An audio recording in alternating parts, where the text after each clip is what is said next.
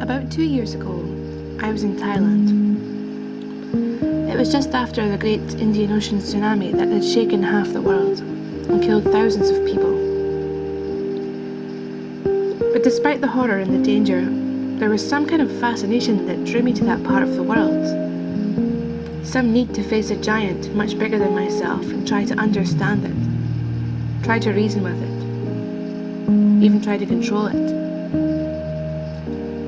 If there was one thing that trip taught me, is that there's very little in life that you can control. I travelled several countries and each one told the same story. But still, I was never satisfied, you know? I wanted answers from that giant wave. I wanted to know who he thought he was, coming and swallowing up innocent people. On Boxing Day of 2006, exactly 2 years later, I decided there would be only one way to get my answers. Alice asks me if I ever wonder where this world is headed for.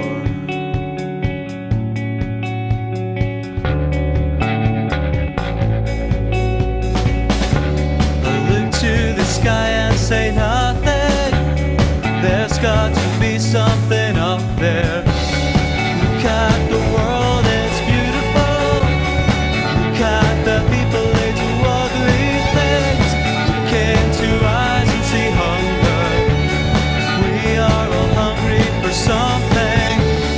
Look at the world, it's beautiful.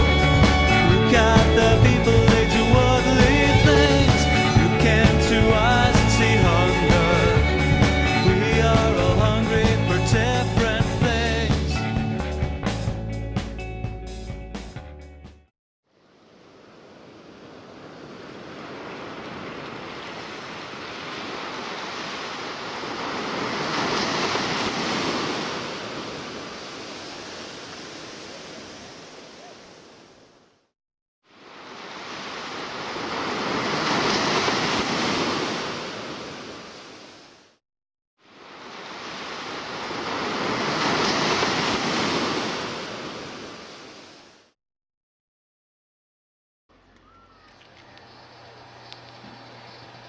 After 5 days journeying, I arrived at the southern tip of India to meet my Goliath. But compared to the great natural violence I had imagined, what I found there was relatively peaceful. Sure, there were some traces of the damage, some construction work, a broken boat, a broken bridge, but nothing compared to what I had imagined. In a sense, I was disappointed. I had come seeking a giant who was long gone. I felt like a fool.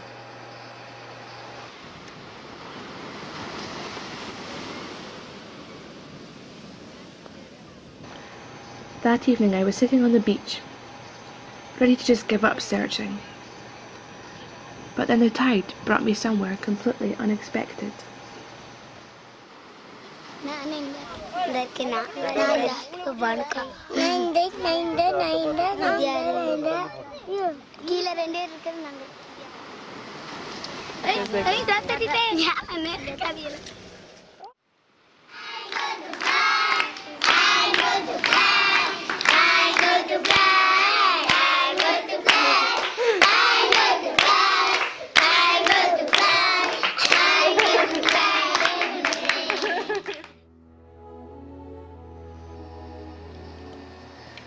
Joy to the World.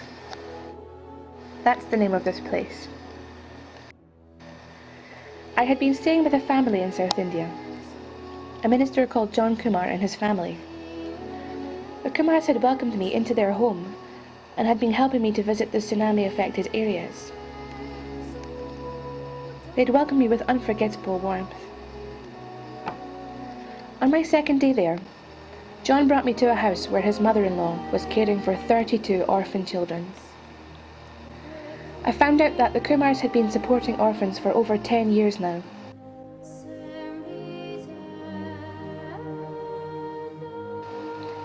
They had even at one point housed 18 children in their own upstairs room.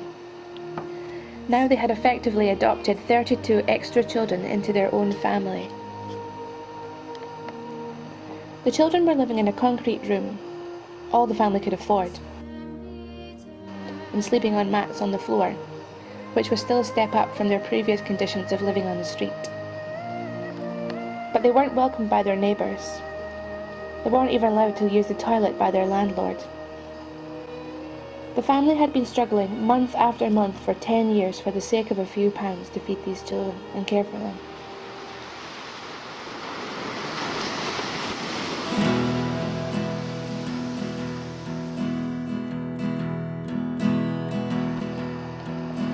Later, the children themselves showed me a special place, a small garden that belonged to them.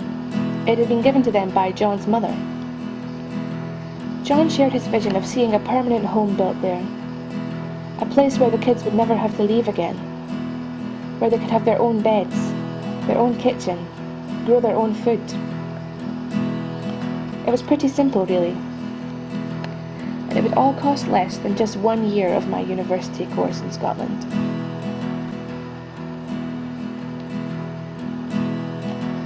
It was at that point that I realised how many stupid times in a day that I used the word I. How many ridiculous hours I spent worrying about myself.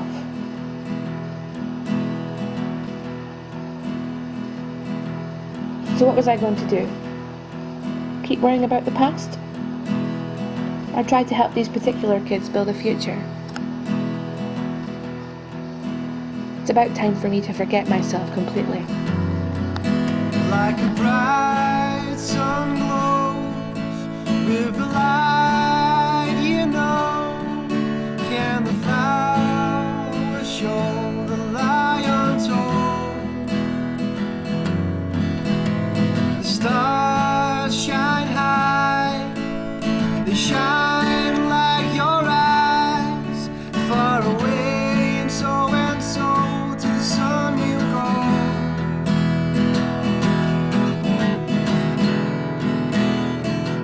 We could walk in the sunlight to the dark of the night.